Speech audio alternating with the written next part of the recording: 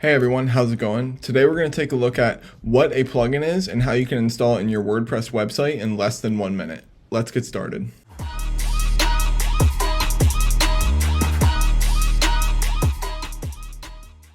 All right, everyone. So first off, I wanted to talk a little bit through about what a plugin is. A plugin is a piece of software that is added or plugged into your WordPress website to add some additional functionality that doesn't typically come with WordPress out of the box. So this would be something like a scheduling tool with a calendar where you can kind of book appointments, taking payments or billing, selling products, or even integrating your email service provider to start collecting emails for a newsletter. So those would be great examples of a plugin.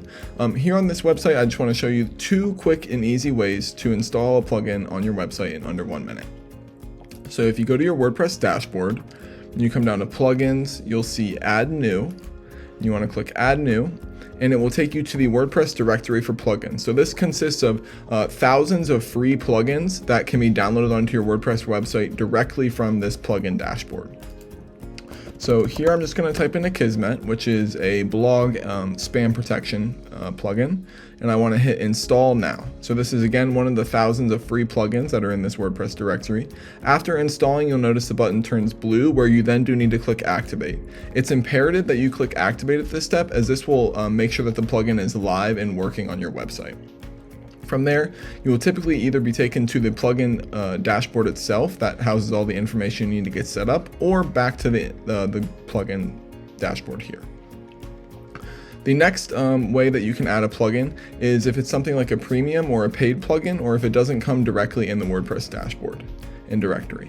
To do this, you'll need to go back to plugins, hit add new, and then you want to go to upload plugin here in the top left. You want to click on this and choose file. You'll notice it does need to be in the zip format for the plugin to work properly on the WordPress website. From here, I'm going to click choose file. You'll see my Divi builder file here in the correct zip format, and I'm going to click install now.